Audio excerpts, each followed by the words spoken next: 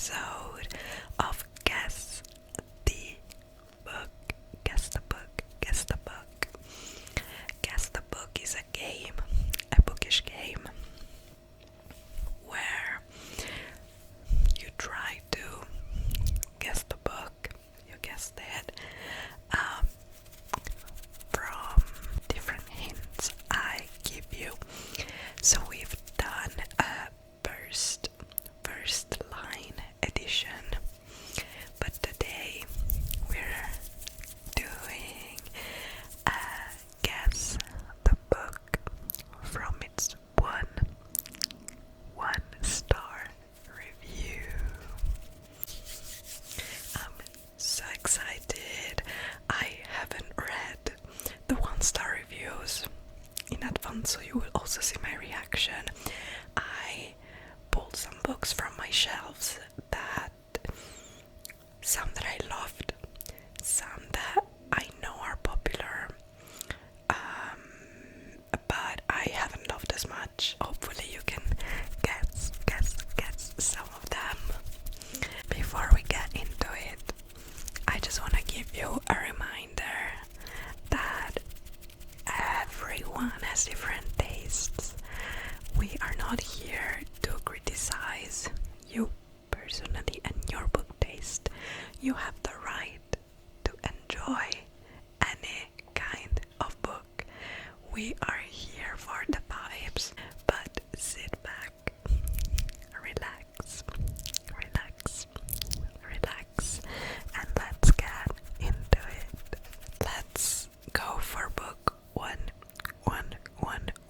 Predictable, boring, and most importantly, no effing chemistry. God, I was put to sleep by how unbelievably boring the first 70% of this book was. The last 30% was such a completely different story. I have no clue what the author was on. We spent so much time forcing something that was never there between the MCs. You could not convince me there was any sort of attraction between them besides her thinking he's hot. I don't care about his art and how manly he is. Like, please shut the F up. One-dimensional characters with no substance, like, oh my god, I could not give less of an F about these characters. Who gives an F about a rude MMC? We don't want that. This isn't the 2000s. And please, why is the FMC begging? Like, stand up. The only character with actual personality was Carrion. I said what I said. If any of the last 30% was implemented or given more attention to, I think I could have enjoyed it more, but I won't be reading book 2 for the sake of my sanity. I am dying over here. I hope you could follow along here, because that was funny.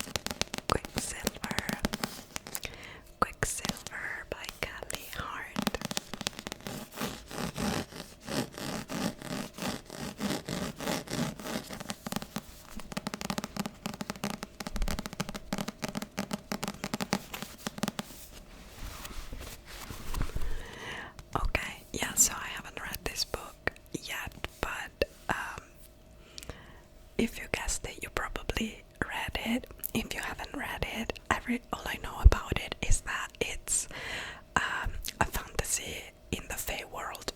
So basically this girl who has some powers of her own randomly finds a portal to the Fae world. She finds herself in the middle of this centuries-long war between the Fae, and she strikes a deal with one of them to basically stay alive. But what she doesn't know is that the Fae soldier she strikes a deal with wants, like, he has an agenda of his own. He kind of wants to use her powers to his advantage. So that's all I know about this book. But honestly, reading that review, sometimes 1-star reviews just put you off certain books, but that review made me want to read it even more. That was fun.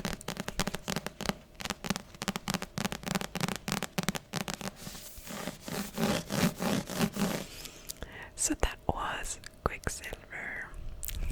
Moving on to book number 2. This book sucks. It shows everything that you would not want in a significant other.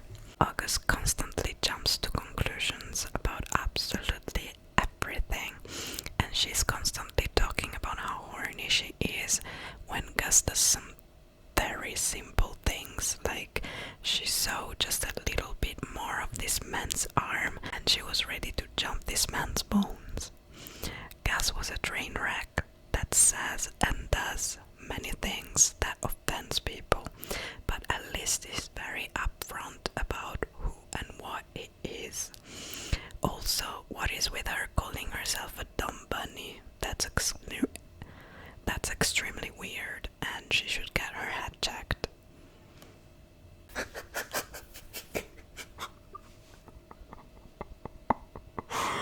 Wow. I cannot.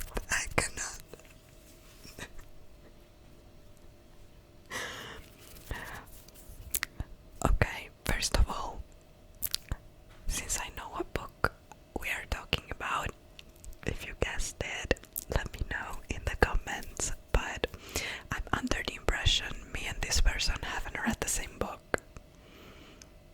Now, does this review make me want to reread the book in question to see what is this person on about? Yes, 100% yes. Will I do it?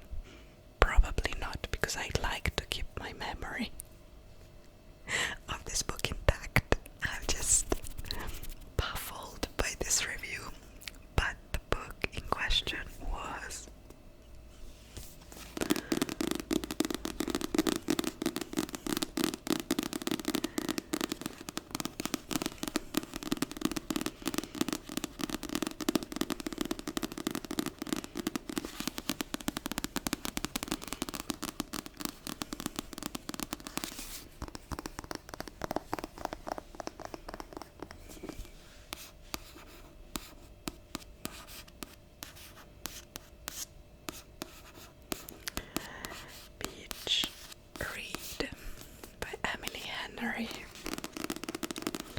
So, this is a contemporary romance, right? About January and Gus, who are two rival authors with the same problem. They're going through a writing block. So, they find out that they are both at the same, I believe it's a lake town, at a beach house, trying to get over their writer's block, but not really succeeding. So they decide to help each other out, right? Usually they write completely different genres. So January writes within the women fiction genre, romance. Okay, she writes best-selling romance, and Gus writes literary fiction with more of a character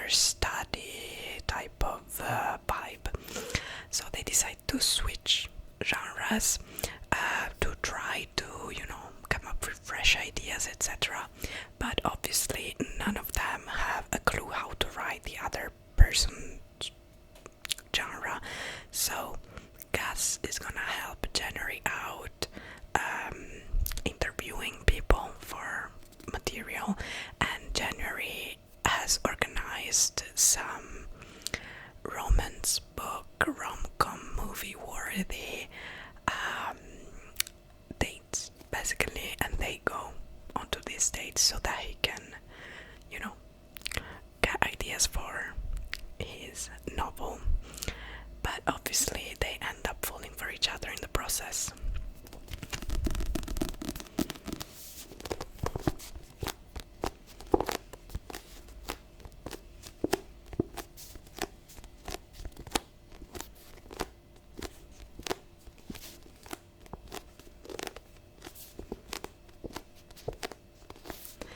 What's funny to me about this review is that Gus is literally the standard for so many women, I feel like, for so many Emily Henry's girlies. And he's not my favorite Emily Henry MNC, but I still like him. Like, he's attentionate, he says a lot of things that are like, I'm melting over here. Like the thing about her, watching her fall asleep and feeling grateful that she exists, that kind of quote, like, come on, that's so sweet. So yeah, I understand why people love Gus. I love how people can read different books and feel such different ways about the same work. That's crazy. I love human beings. Anyway, moving on. Okay, we're on to book number 3. I've read better blank fanfiction on Wattpad. It felt disjointed and boring. Literally nothing new was added to the series. The author could have used this opportunity to explore Blank's life after the games, given that his games were already explained in the original trilogy. Aside from the singular paragraph on AI, the themes were boring and repetitive. Every character felt dull and incomplete, with zero development to boot. I fear I will never pick up this book again, which is disappointing considering how excited I was for the author to explore Blank a bit more deeply. I think if you haven't gotten any point so far, this one will probably work out well for you. The odds will probably be in your favor with this one. I know I haven't talked about this book a lot on the channel because, I read it before I started making videos, but we will talk about it at the end of the year, obviously, when we'll discuss all the books I read this year. But suffice it to say, I 100% agree with this review. Yeah, I was highly disappointed by this book. It felt like just like lip work for the fandom, and as a diehard fan of this series, I cried, not because of the content of the book. I cried because that was freaking useless to me. It was not original, it was not fresh. There was nothing saving this book apart from the cameos. I did love the cameos and the lore that was infused into this book, but that's why I'm saying, like, it was just for the fandom. Honestly, the book like it was written so that it would look good as a movie to me. But I didn't even like the writing in this one. Like, I don't know, it felt like someone else wrote it. I don't know. I didn't give it 1 star. But yeah, I'm highly disappointed, and I haven't thought about it since I read it, apart from feelings of anger. And yeah, I just wish she would have gone a whole different way with this book. Which, if by now you don't know what that is, that was Sunrise on the Reaping by Suzanne Collins.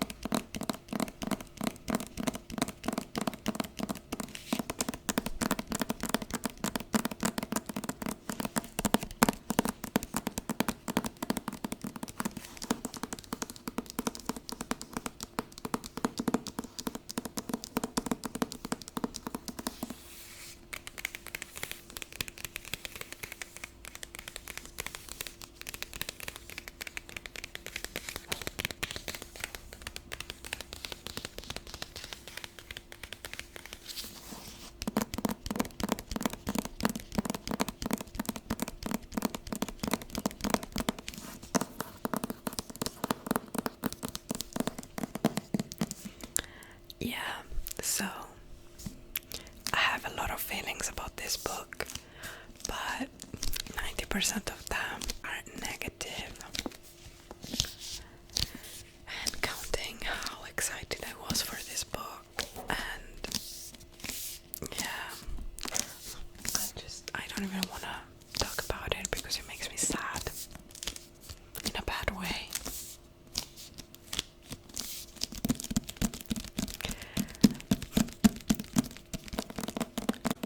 But I feel like I have to explain, so just to be clear, what I wished happened with this book, and I will forever mourn the potential this book had. I wish this whole book was like half of what it is, and that the other half went into his life after the games. You know, the slow descent into alcoholism.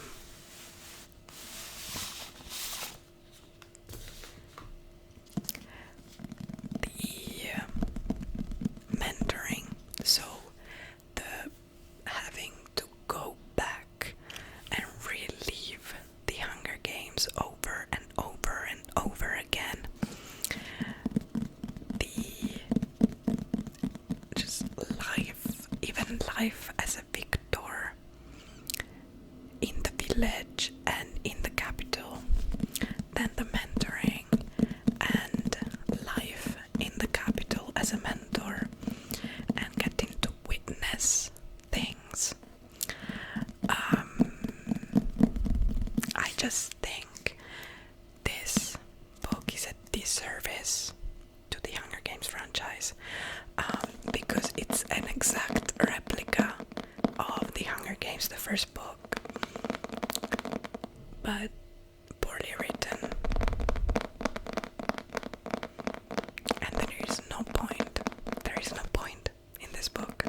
I am sure I will still enjoy the movie because it's Hamish we're talking about and I love him, but like everything, like his games were already canon. Seeing that was cool, but I think that should have just been like the first part of the book. Then part 2 should have been like life after the games and the mentoring, and part 3 should have been Hamish's POV of like District 13, because like he knew when Katniss did and he knew about that, so his POV of getting into District 13, planning all these things,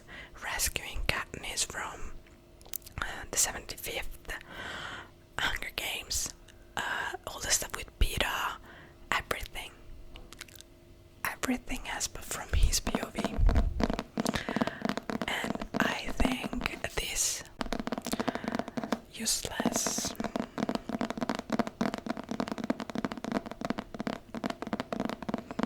I almost want to quote Sabrina Carpenter on this.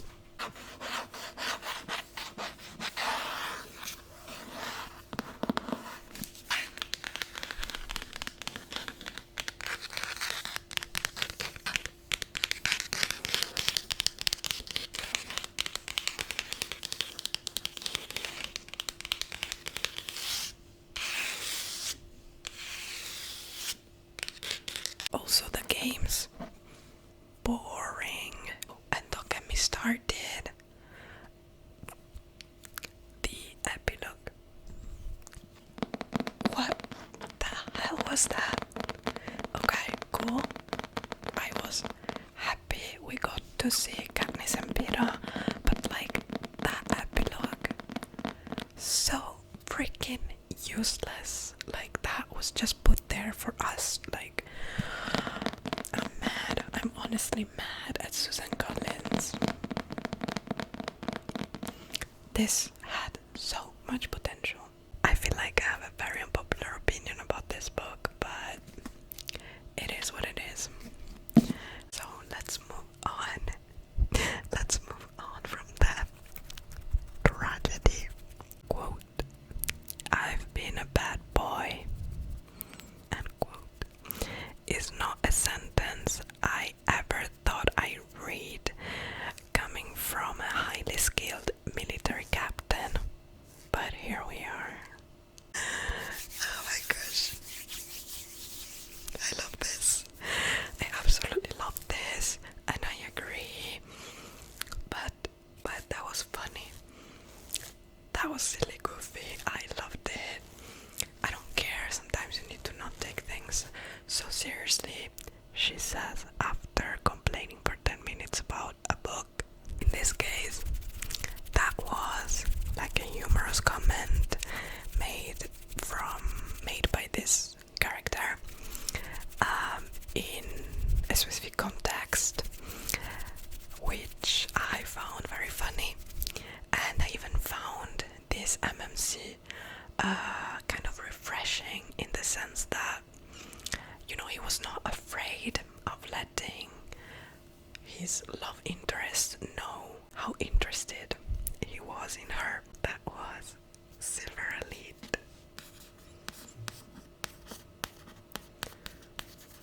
Silver Elite by Danny Francis.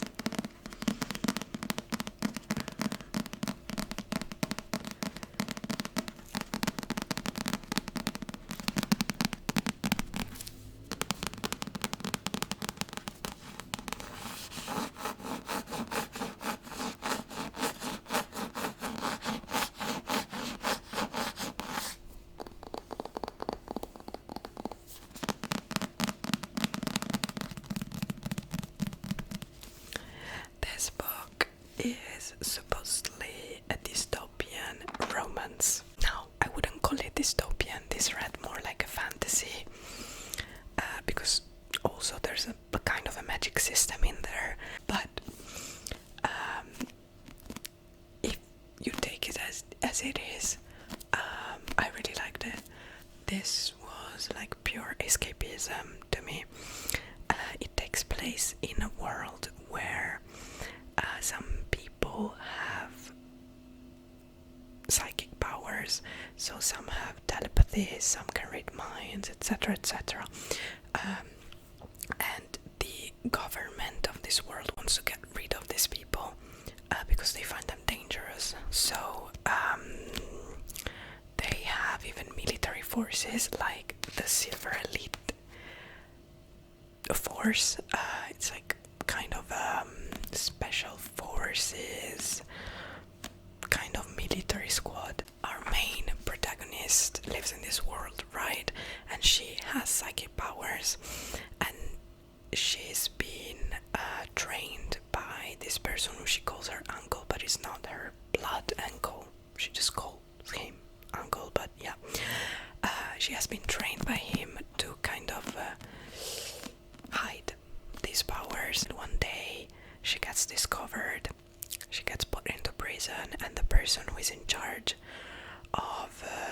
choosing what to do with her, decides to put her into military training. She ultimately joins the Silver Elite undercover as a spy for the revolution. Since it's a dystopian romance, the romance plot is heavy in this. This is an enemies to lovers. I really enjoyed my reading experience. I couldn't put it down.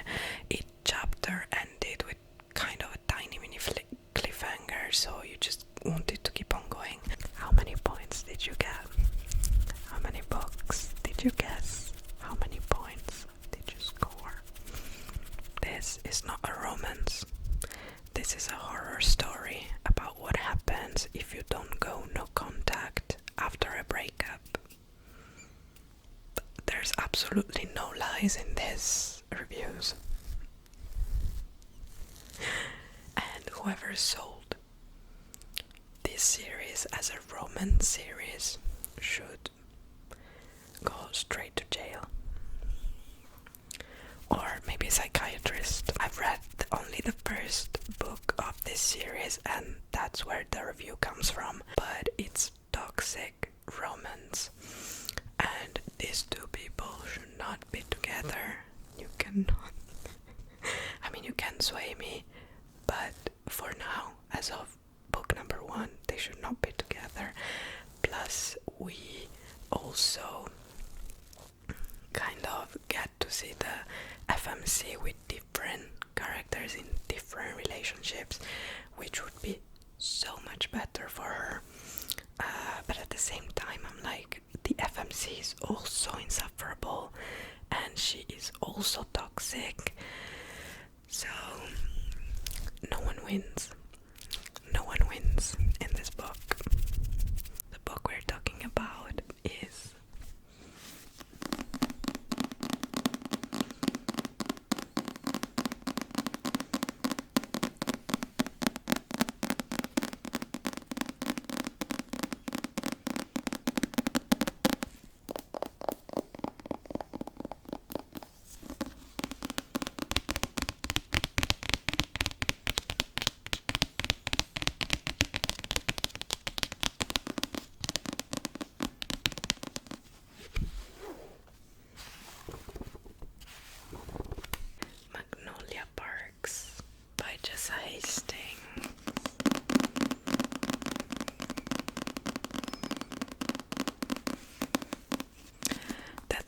this book is that it's a train wreck, and so it's like looking at an accident. You want to stop, but you cannot look away. So that's what this book is. And the writing, honestly, is sublime. It's very poetic, very unique. It's the kind of writing that if you read several books from this author, you will be able to tell it's her kind of thing. And I really liked it. I think that was the main thing I liked about this book, the writing. There's so many quotes I saved, but yeah, the story in itself, nothing happens in this book, but a lot of stuff happens at the same time. So it's quite unique as a plot. The relationships, whether it's family, friends, or lovers, they're toxic. And the friend group looks really solid until you get to the end of the book. Then you realize that it's just as toxic as the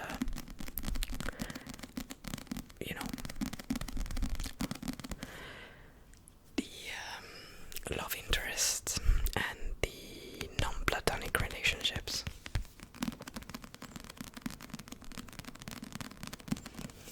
But yeah, this book follows Magnolia Parks and PJ Valentine, who are two ex-lovers who broke up because he cheated on her. And the whole time, well, they grew up together.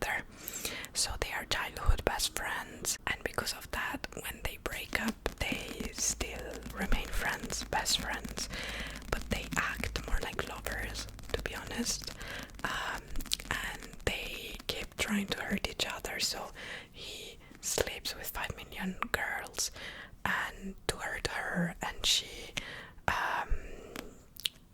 serial dates basically other people to hurt him. So yeah, I completely agree with this review. This is clearly a horror story about what happens when you don't go no contact with your ex, and just like it's, yeah.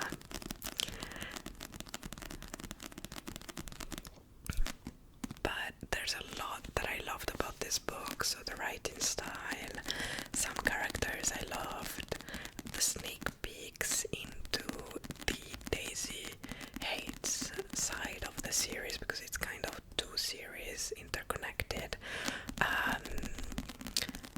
and also the London vibes, the drama. Like when they describe this book as Gossip Girl in London, it's right. I would say it's accurate. It's rich people drama, and if you ever travel to London, bring this book with you. If you haven't read it yet, then you can travel to London just for the sake of reading it there. Do it, because that's what I did, and it just enhances your experience. Like, I don't think I would have liked it this much if I didn't read it in London, you know what I mean? Also the fashion stuff is really cool. Basically Magnolia Parks is really into fashion, and she's able to, you know, tell you what a piece of clothing is, the brand, the fabrics, etc., just by looking at it. And the outfits the author put together for this book are really cool.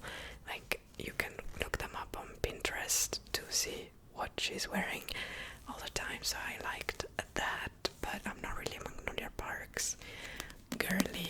Like, she was the bane of my existence for a while there. So yeah, I liked it though, but I do agree with the review. But yeah, that was Magnolia Parks by Jessa Hastings. I hope you enjoyed, and I hope you managed to guess some of the books. If you liked this video, you can check out, I will leave it in the description, the Guess the Book playlist, where you will find all the Bookish Guess the Book games we've done so far.